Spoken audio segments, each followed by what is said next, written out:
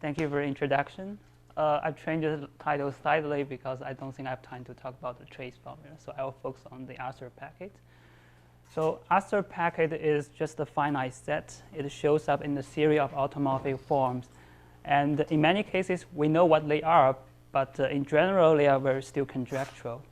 And in this talk, I'll try to explain why they show up, and in some cases, how they look like.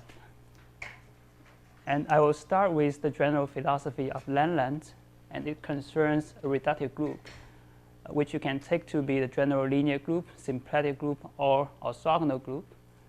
It has two pictures. One is local and the other called global. So in the local picture, you have a local field of characteristic 0. So for example, you can take that to be the field of real numbers, complex numbers, or Pietin numbers. And it roughly says that you have a correspondence between the so-called Langlands parameter and the representations of the f points of group G. I'll introduce the Langlands parameter in the next slide.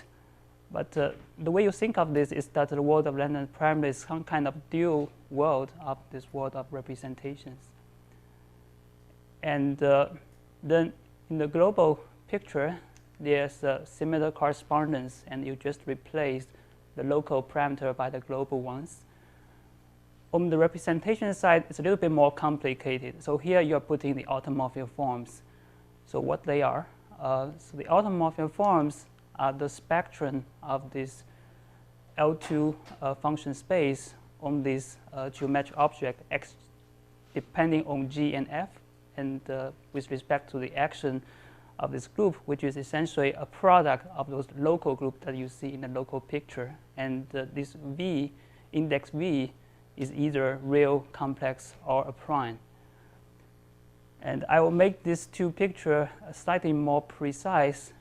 But before going into that, I'll just point out on the representation side, in the global picture, you always see the unitary representation because you're looking at the L2 functions.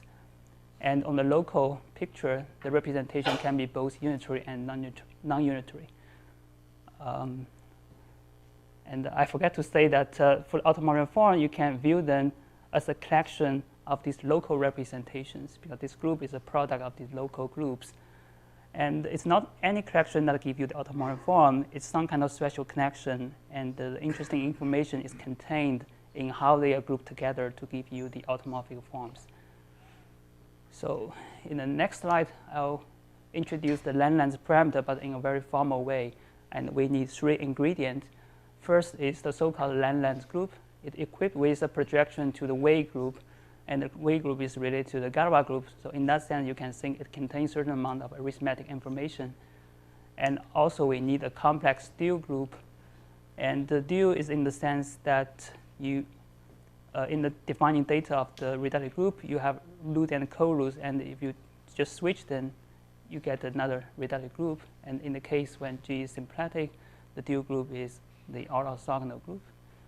And then we have the Langlands dual group, where you just add in an action by the Way group and form a semi-direct product. But in many interesting cases, this group action will be trivial, so you can just consider the complex dual group for the Langlands dual group. And then we formulate the Langlands parameters. G had conjugacy classes of homomorphism from this LF to the LG, respect the projection on the Way group. Okay. And then we can make the local picture more precise, which is the conjecture of local Langlands correspondence. And it says that for each Langlands parameter, you can associate with a finite set of irreducible admissible representations, such that they give you a disjoint decomposition of all the irreducible representation. And such sets are called packets, L packets. And here, natural means that these finite sets should preserve certain kind of arithmetic information, same kind of arithmetic information as the parameter phi. But to explain what this really means is quite subtle, so I'm not going to get into that. So here I'll just list a few known cases of the local Langlands correspondence. And I should point out, in the case of general linear group, the packet, in fact, is just a single representation. But in the other cases, you will see some interesting packets. And then we can also formulate a conjecture in the global case. And in fact, this local conjecture will predict what the global correspondence should look like. So what I mean is that you can take a global parameter, and it will give rise to a family of local parameters because you have a natural embedding for the local Langlands group and also for the local Langlands dual group. And then you can attach to these local parameters the local packet, and you form a tensor product. And we call that the global L packet. But unfortunately, this wouldn't be the correct global correspondence. And there are two problems. The first problem is that this global L packet may not be unitary, and that's simply because by the nature of local Langlands correspondence, these local packets may not be unitary. The other problem is more serious, that is, they may not give you all the automorphic forms. For example, you will miss the so-called cap forms, and these are the cuspidal automorphic forms that fail the generalized Ramanujan conjecture. So to fix this, Arthur's idea is to enlarge certain unitary local L packets, which will be called Arthur packets. And just to describe these unitary local Arthur packets, he introduced the so-called Arthur parameters, which is just a subset of Langlands parameters. To describe them, you just add this SL2 factor for the. Why do you say in the previous slide not unitary? Do you mean non-tempered? Because the way I give the local Langlands is they can be non-unitary. You mean tempered? Well. I mean, the fact you have Ramanujan about temperedness, everything. Right. Will still be unitary, but of course, even the unitary representations are very hard to recognize, so you don't have to worry about it. Right. But here I think I mean unitary, but I think the second problem is more serious, and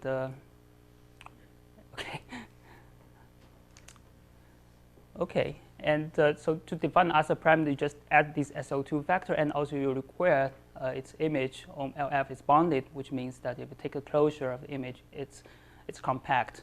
Okay. And to see it's included into the set of Langlands parameters, you just take psi to phi psi by this map. And then we just modify the local conjecture, and now we attach the Arthur parameter with a finite set of irreducible unitary representation, and we require it contain the L packets. And if the parameter is trivial on SO2C, we just simply set equal to the L packet, and they are called Arthur packets.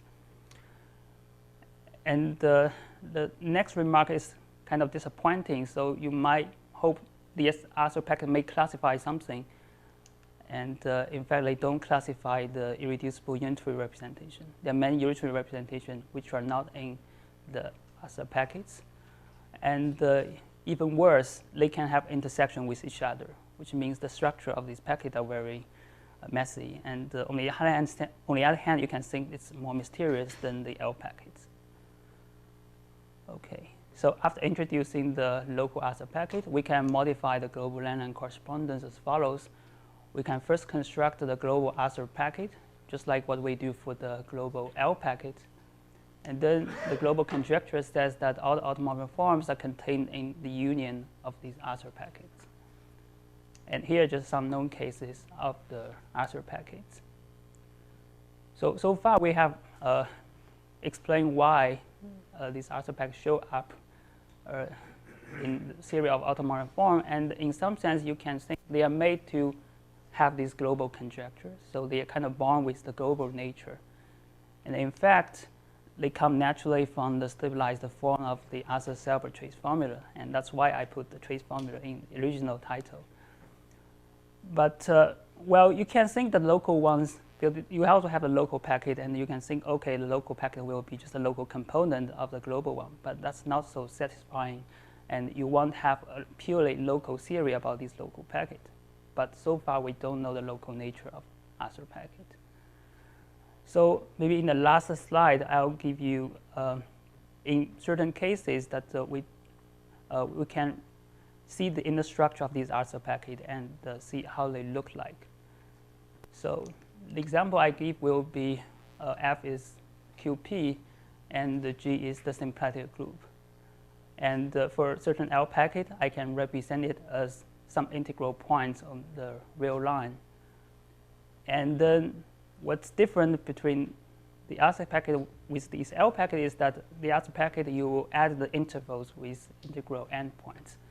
And these points and intervals have arithmetic meaning, but just to see the structure of the answer packet, you can just put them on the background. You don't need to see them. And for example, if you want to see the size of the packet for the L packet, it's enough to know the number of distinct points. The other packet is more complicated. You have to know the number of distinct points, intervals, and also the length of intervals, and also intersections. And if there are no intersections, the answer packet is completely known by the work of Langlands. And if there are intersections, it is still mystery. And it seems to me that if you have some very messy intersection, lots of intervals involved, then it's become very difficult to compute the answer packet explicitly. And I'm wondering whether there's a combinatorics involved in computing these local answer packets. So I think I'll stop here.